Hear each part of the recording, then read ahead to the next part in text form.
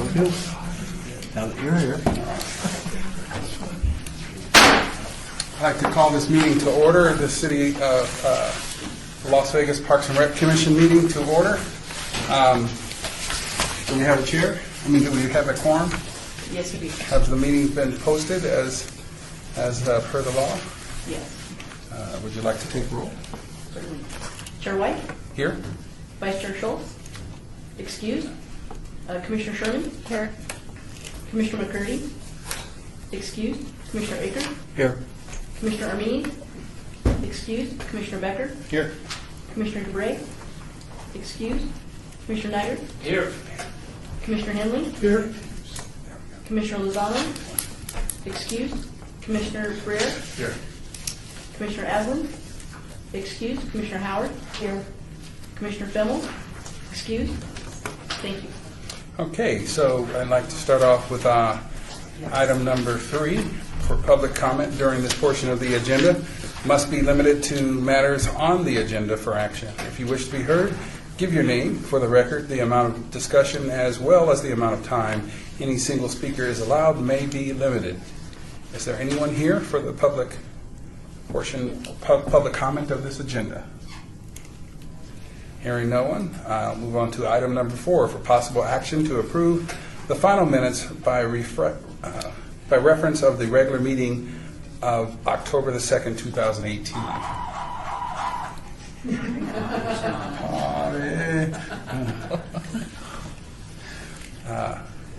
Do we have a?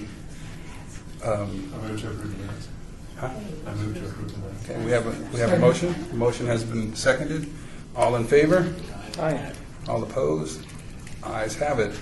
Moving on to item number 5, report by the Department of Public Safety regarding issues at city facilities and parks, all wards. John, how do we think about that? We can just call the item later. Okay. Okay, so we'll take that and move it back, call the item later. Moving to item number 6, report by Jerry Walker, Operations and Maintenance Director, regarding park maintenance and renovation updates, all wards. We'll take that and move that back. And Chair White, we have Steve Glunt here today. He's the manager. Jerry couldn't make it. He got public works. Well, welcome, Steve Grunt. Jerry asked me to just come and talk. Steve Glunt, Parks Maintenance Manager. One of our big topic right now is staff reductions. We have 140 employees in Parks and Grounds Maintenance, and we're down 7 staff. And we're looking at probably see it for more by June. On a positive note, we were able to get approval to fill my old position in the Forester, and we've hired a business specialist, and we might be getting a carpenter for our smoke trades. So that's good. Other than that, we have a lot from last meeting. Park inspections, we talked about those at the last meeting. Jerry's been pretty busy with homeless abatement issues. So Mr. Groot or Grunt? So are the reduction in staff anticipated per budgeting, or is it something that's through attrition? It's through attrition, so if we lose a position, we're likely not going to get it back. Okay. So you're losing vacancies, unfilled vacancies? Yeah, those 7 we've lost. They're Okay, but there weren't real people in there. gone. Real- They've separated, Yeah. right? They They've have boards separated. retiring. Are you able to get seasonal temps to augment the budget?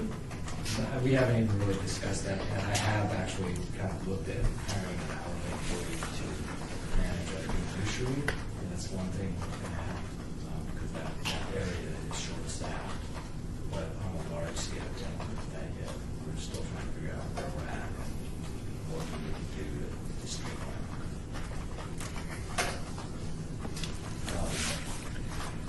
Any other questions regarding staff reductions? Good, Chair, Commissioner Breer, do you have is there a number of, like, you do a number of staff per park? And how does that compare with other jurisdictions? In terms of, like, say, the county or something like that? Yeah. we haven't made comparisons with the county. I can tell you that each part of the staff is eight FTEs. So that includes a crew leader, an equipment operator, or two, depending on their growing needs, and an irrigator. Yeah. So if I could comment, Commissioner Breyer, there is a National Association of Parks and Recreation standard that states the number of employees per parks and things like that. So I think that's what you can kind of gauge or glean. Commissioner? Henley, Ward 2.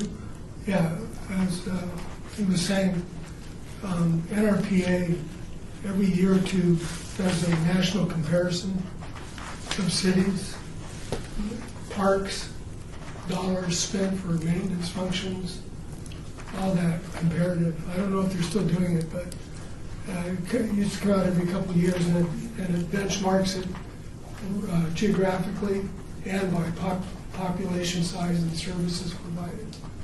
It's a good benchmark. I would definitely look into it. I mean, we kind of. So I don't want to pigeonhole you or ask you 1,000 questions without the director being here.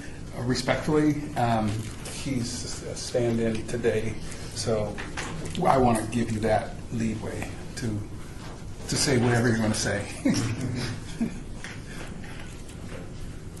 So yeah, we basically staff our parks based on that park's specific needs, acreage, and it changes throughout the year as well. So,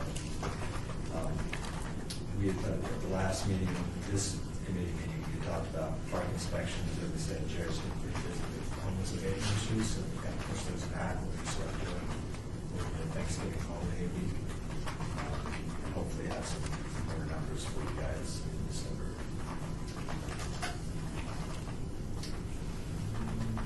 That's pretty much what I have.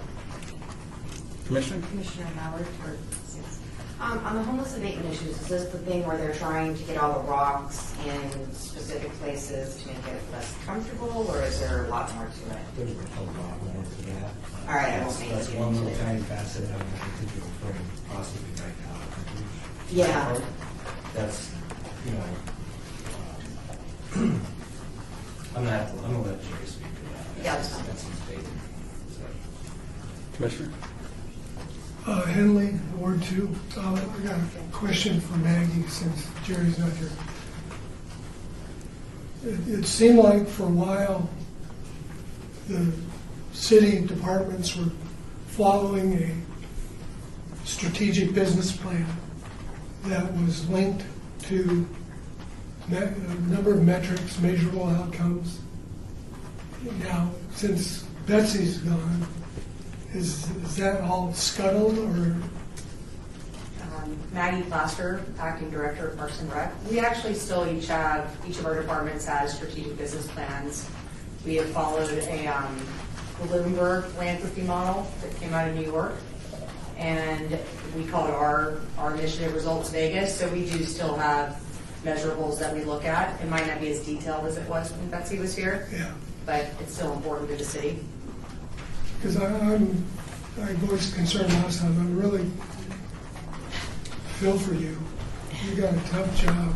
That's tough. I mean, we're down almost 10%, and projections for the coming year in terms of added responsibilities with new projects and stuff, we're looking at adding 16 FTEs.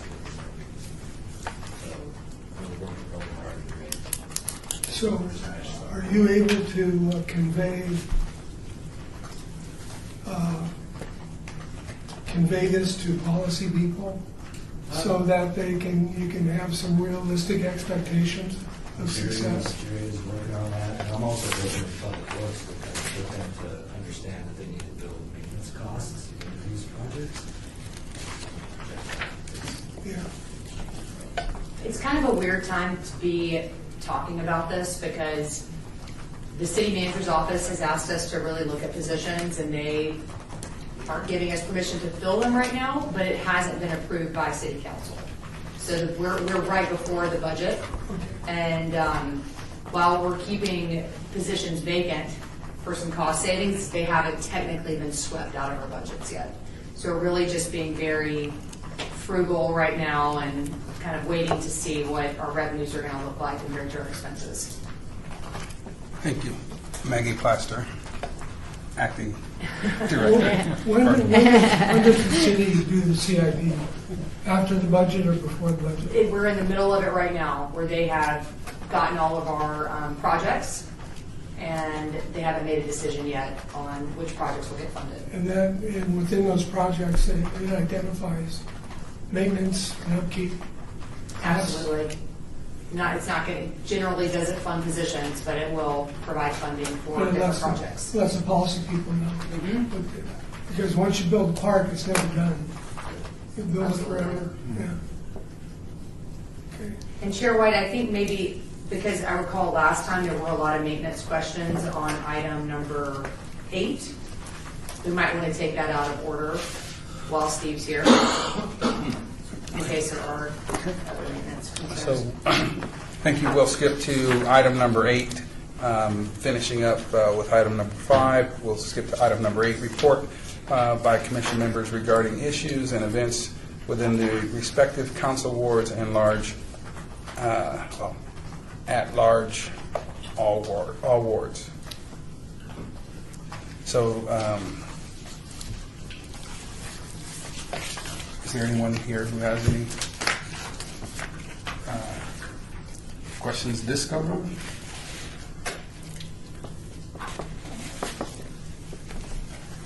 Hearing no questions, we'll move on to item number.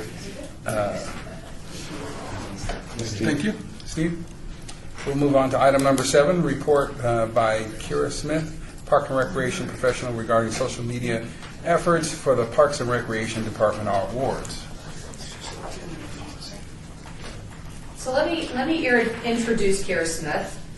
She's been with Parks and Recreation for a long time. 4.5 years. 4.5 years. She's a customer service representative out at Veterans Memorial. And then it became apparent to me that she had this immense talent with photography, videos, and social media. And so we had her help us with a video, an internal video, and then now she's helping us with all of our external videos. So she's been really instrumental to our department getting the word out on what we do.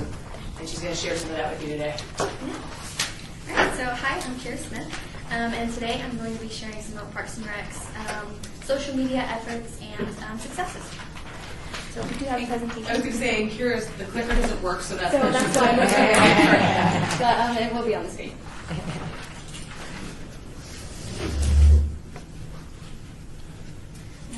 So our department offers so many wonderful resources that benefit the lives in our community on a daily basis.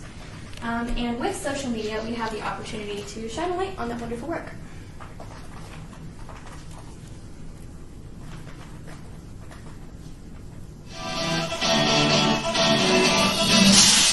My name is Adam Scaros. I am a community program specialist for the City of Las Vegas, Parks and Recreation Department. I coordinate the Skills Day for the soccer program here at the City of Las Vegas.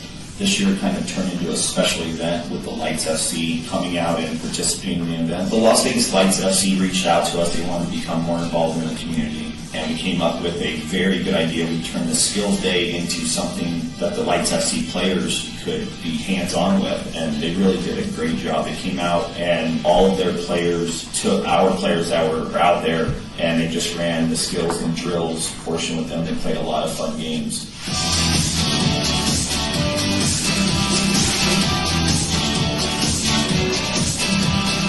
We were able to play at Kellogg's Acre, which is a landmark soccer facility here in the valley. That was a treat for us. The fields were in great shape. They looked fantastic thanks to our parks guys, and everybody was extremely happy with the thing.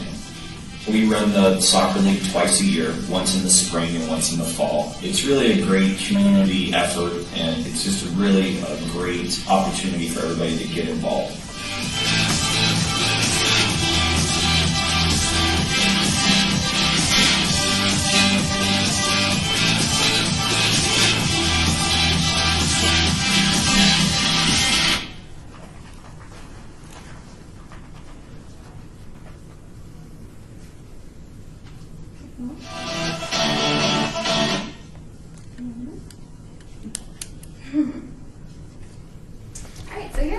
some general social media statistics for you. One of the key statistics is that there are over 3 billion active social media users. So it is probably safe to say that a lot of people who are looking for our programs are using social media. So reasons for Parks and Rec to be using social media. One of the main points for me is that our participants start their research in a browser. I know I do. Whenever I'm looking for information, I always go online. And other key reasons is that digital marketing is better for the environment and it's cost efficient.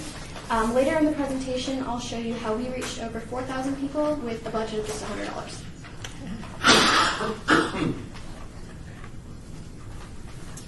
All right, so social media gives us the ability to connect, engage, and promote directly to the public.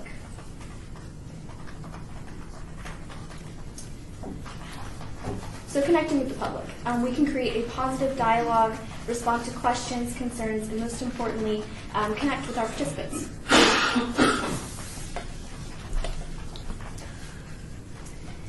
Engaging with the public.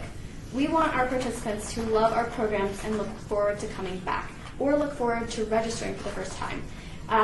In September, I did a video, which I will play next, on top sports at Veterans Memorial Community Center. And the principal community program specialist shared with me that she had parents come in and say they saw the video on Facebook and they were excited and decided to register.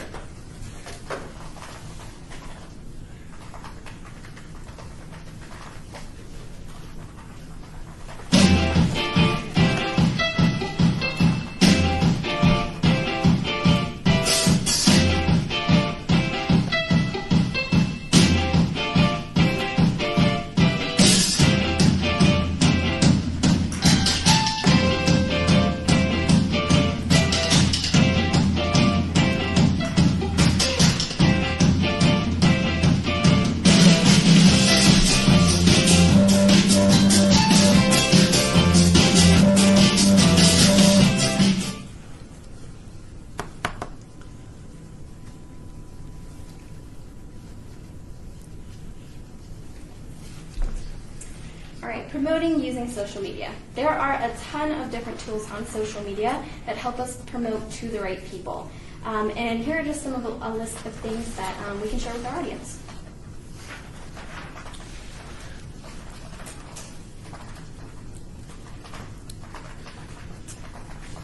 And we have been working closely with communications to help us become more visible online. And I'm going to share with you some posts that we've made and their successes.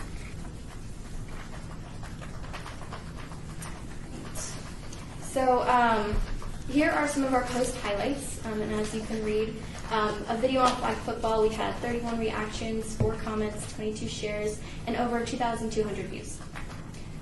A video for KidShine, which is a choir performing group, had 63 reactions, 21 comments, 13 shares, and over 2,400 views. And then some of our events have reached thousands of people, and we've had great responses to them.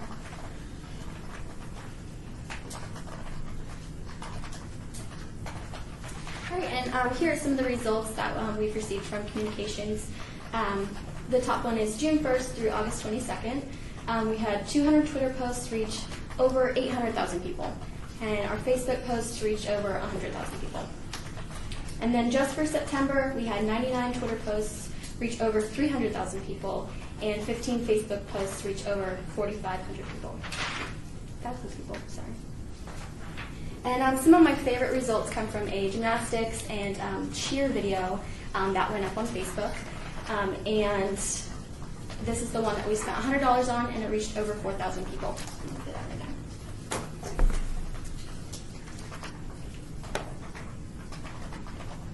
The City of Las Vegas offers a wide variety of gymnastics, tumbling, cheer classes. We have them from beginner to advanced, and we've really tried to run a variety of classes.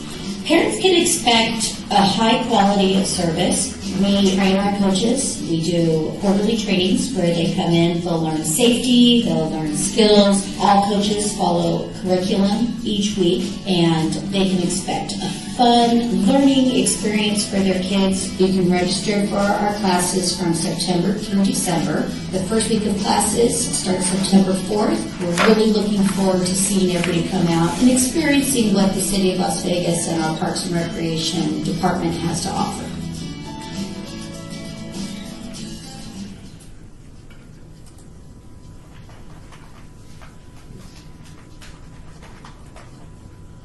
And here are the statistics from that video.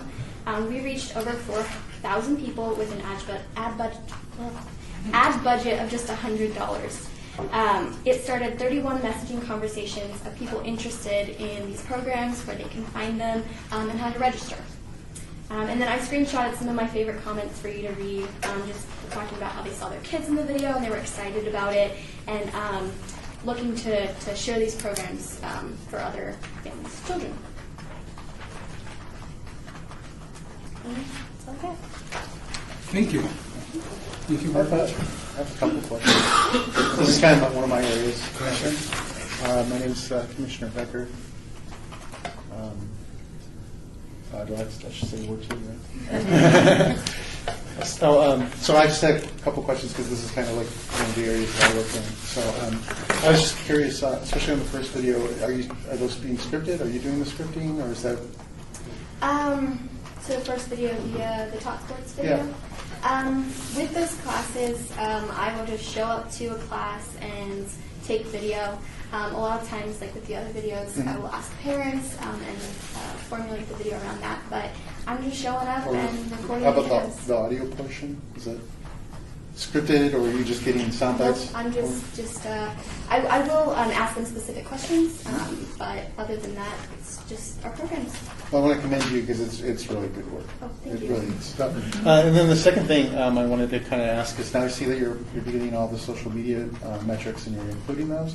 Are you doing really any hard measurement in terms of the correlation between, the conversation versus the actual outcomes and registrations? Have you gone that far? That would be with communications. Probably with Parks and Rec, we're working on that. That's like our next step. Okay. Our first one is to get Kira out there, to get her to do some videos, see how it works. Communications has really Yeah. stepped up and helped us a lot. Uh-huh. So now that's our next step, is to go, okay, now that we did this and we see how many people have seen it, did it really result in more people taking the classes? And we know that some of them have, just because we know the volume's increased as far as phone calls, as far as parents asking questions and that kind of stuff. But we kind of really want to start tracking that more and see how it's working. Well, that's really excellent. I think it's great that the Parks and Recreation is getting involved in that and being a driver of the communication, as opposed to, let's say, waiting for communication department to get around to Parks and Recreation, which doesn't always work out. So I think that's great. But I would like to see, maybe in a few months, where we can say, one of the girl's name was Zoe. I think Zoe would be interested in this. If you guys could actually say, Zoe actually took this class. Those are the kind of metrics that really drive this home and make this, where you can actually get a little bit more than a $100 budget together. So just a thought. But overall, it's really excellent work. Really well put together. I'm not surprised that you naturally have the clout of the brand, but I'm not surprised that you're getting the results that you're getting, as long as you're producing that quality work. So thanks a lot. Commissioner? Lisa Sherman, for the record. I have a question about, do you know if the communications department will start infiltrating already established things like the Nextdoor app or things like that? Here, Kelly again. They have. We've already started using Nextdoor, and we have a couple of people at our centers that are actually authorized to use it on behalf of the city. Oh, okay. So out at Veterans Memorial, that was kind of our test case, and we do have someone who does. He will post at least one a week. We don't want to obviously inundate the community out there, but he does post when things are happening, and we've done trunk or treat and that kind of stuff. Oh. And then I do know that each council person actually has someone that does post on their Nextdoor in their ward. Oh, okay. So we definitely use that too. Commissioner? Commissioner Stephen Niger. I have always felt that government's greatest weakness, whether it was a municipality or state or federal, was marketing or lack of marketing budget, but more accurately. I do think this is the right path to fixing that. because obviously it's cost effective, and social media is kind of the way of the future versus print and all that stuff is the way of the past. So I am grateful that you guys are doing this. I hope you stay dedicated to it and are able to maintain a budget path to stay dedicated to it. And as far as I go, if I can support in any way, I'm in full support. I don't know if any of the other commissioners will join me, but if there's anything I can do to help or be a squeaky wheel about, by all means, I am in support. So thank you. You can go on the Keep it city's up. Facebook page and share. Yes, That's valuable. It's no, I posted multiple times at the last park rededication when we were there. Yeah, I'm trying. Thank you, Kelly, for saying your I'm sorry, no. saying your name. Commissioner? No, Okay, Commissioner Howard. I just had a question on your advertising budget. I know it's like $100. Was that just for production costs, or did you actually do Facebook and Twitter ads? That was just on Facebook ads. Okay. Thank you. Because I use a lot of that, or I used to, not anymore. Commissioner Brown? Commissioner Brewer, Brewer. Are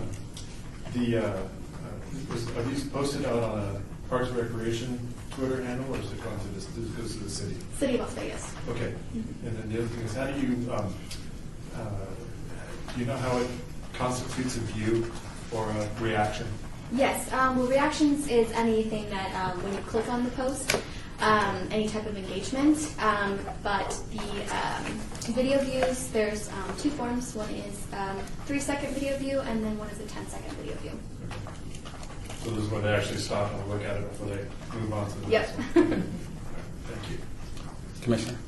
Henley, Ward 2. Is the plan to eventually wean the department and the city off of the program guide, the paper version? Kelly? Because it seems to be very effective. I will tell you, we've worked with Applied Analysis, and we've done surveys, and we will always get people who will say that, yes, they still want to have something in hand. Mostly are seniors, but there are a lot of parents, believe it or not, at Mirror Valley, one of our biggest sites, where they will take the guide, and they highlight what they want, and they will go up to the front desk and have our people register for them. So we will always have our guide in some form, whether it's the big guide that we have, whether we go to a smaller something, but we still will always have a tangible that will work in conjunction with whatever we're doing for social media. What's the cost to produce that? Right now it's about $1 a book. Dollar book? NRPA a couple of years ago, been longer, a couple of years, probably 10 years ago, had this conversation, and the firm that did the work for them, I think it was Learn, L-E-R-N, said that the average amount of time that sits in a person's house is 3 days. Typically, people look, take what they want, and throw it away. That breaks my heart a little. I know. Hey, I remember, I'm not dating myself, I'm going down to the paper and setting the type and having to produce that and drink beer all night. Hope I didn't misspell things. But anyway, I think it's the way to go. I concur. I think to see people actually recreating and enjoying themselves and having a testimonial, it's worth the time. Thank you. Is there anyone else who has questions? So we do appreciate your presentation very much. Thank you very much. We'll move on to item number 9, report by Maggie Plaster, Park and Recreation Acting Director, regarding upcoming Department of Parks and Recreation activities all awards. Thank you. It's Maggie Plaster, Acting Director. The first thing I want to tell you about is a new park opening, the Bearden Family Paseo opening. It's going to be occurring on Thursday, November 8th, so just 2 days away, at 10:30 a.m. And this is a very small park in the medical district, right off of Wellness Way. And I think Kelly already let you know about that. She sent out an email. We also have a downtown open space and trails public meeting. It's the second one. I'm not sure if anyone here attended the first one. I think I attended the last time. This one's going to be Wednesday, November 14th at Municipal Pool, which is on Bonanza near Las Vegas Boulevard. It's at 6 o'clock. And you also got an invite about that to give your input on what you'd like to see downtown for our next master plan. Last Thursday morning, we did a Baker Park rehabilitation opening kickoff. I'm not sure what to call it. Councilman Coffin really wanted to do it. It's not something we typically do for existing parks, but we did do that for him. It's going to be a $7.3 million project, and it's going to have a new splash pad.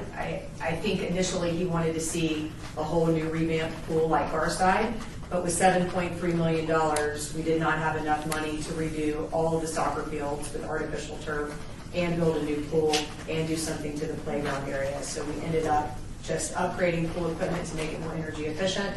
And we're doing a really big splash pad that we thought would go well with the soccer fields, because then, for all the siblings or if there's adults out there playing, there's something for the kids to do. So that's getting kicked off now, and it's scheduled to open fall of 2019, and then the pool will reopen summer 2020.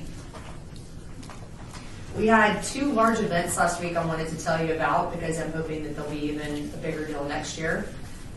This department believes heavily in collaboration. It's funny that the department that used to be called Leisure Services, it's now 3 departments in the city. So it's Parks and Rec, it's Office of Community Services, and it's the Youth Development and Social Innovation. So we've kind of been broken up into different departments, and then we've got other partners out in the community. So we really believe strongly in working with other departments. So last Halloween, we did something with the county at Pearson. So we've got this Doolittle Community Center and Pearson Collaborative, and it was called Safe Nights Halloween Carnival. It was 6,500 people came to this really big event at Pearson. So we're hoping to make that even bigger and better next year. And then Friday, we did Dia de los Muertos at Lorenzi Park at Sammy Davis Plaza, and we did that in conjunction with Cultural Affairs. So lots of performances happened. The community came out in force. We had 2,300 people at that event. So we're really, even with our budget not being where we would like it to be, we're still striving to have these huge community events that gets people together. And Kelly Parks and Rec. We used a video from the year before for the Day of the Dead event, and that's what we used on Facebook to promote. So because of her good work, I think that's why we got so many people. Great, congratulations. And then one last thing to tell you about, because we saw the Las Vegas Lights video, I just want you guys to know that we do have an MOU with the Las Vegas Lights. It took us about a year to get that executed, but it's finally good to go. And it's a 2-year agreement where they use our fields at Kellogg's Air for 2 hours a day, 4 to 5 times per week, and they don't impact our current group's use. And then in exchange, they come out and help us with different events. They pay us a fee for those fields, and then they also give us 200 game tickets each year to distribute to our soccer league participants or to other participants we have in the urban core who might not normally go to a soccer game. Cool. If there are any other questions for Maggie Plaster, Acting Director for Parks and Rec? No other questions. We'll move on to item number 10, citizens' participation. Public comments during this portion of the agenda must be limited to matters within the jurisdiction of the Commission. Chair, I think we still need to cover the public safety report. We'll have to. John Padilla, Deputy City Attorney. I suggested maybe Acting Director Plaster could summarize the table of citizen and representation. And I won't read through the whole report. I will tell you that I'm going to reach out to the Department of Public Safety after this meeting and try to get their commitment to sending a marshal and being here for all the meetings, because I apologize that we don't have their presence today. So we'll move on. We'll move back up to item number 5. Item number 5, report by Maggie Plaster, Parks and Recreation Acting Director, for the public safety regarding issues at city facilities and all parks. So you can see from the report, and I'm glad you'll have a copy, that the calls for service, the top locations were at Freedom Park in Ward 3, the Las Vegas Detention Center, I'm sorry, the top one is Lorenzi Park in Ward 5, and then Freedom Park, then the detention center, and then Kellogg there with 22. Looking at the different wards, the most arrests in Ward 1 were bench warrants. And then in Ward 2, only 2 arrests. In Ward 3, there were 48 arrests, with 14 being assault battery and 12 being bench warrants. And it looks like the majority of those were happening at either our detention center on Stewart or at Fremont Street Experience. Ward 4 had 4 arrests. Ward 5 had 48 arrests, with the majority being at Heritage Park Pedestrian Bridge, Lorenzi Park, and at Heritage Park. And then no arrests in Ward 6. So, excuse me, Maggie Plaster, Parks and Recreation Director. Why the bridge? Why the bridge? That's a good question. Loitering? I wish I could answer that question. Chased him to the bridge is what I was trying to say. Why'd they want to get over the bridge? Yes, trying to get away. All right, thank you for that report, and thank you for standing in on that report. I recognize that you're not with the safety department, but I appreciate you asking them to attend. So, wrapping that up, we'll move on to item number 10, citizens' participation. Citizens' participation, public comments during this portion of the agenda must be limited to matters within the jurisdiction of the Commission. No subject may be acted upon by the Commission unless that subject is on the agenda and scheduled for action. If you wish to be heard, give your name for the record. The amount of discussion on any subject, as well as the amount of time any single speaker is allowed, is limited. Is there anyone here for the public, or for the citizens' participation?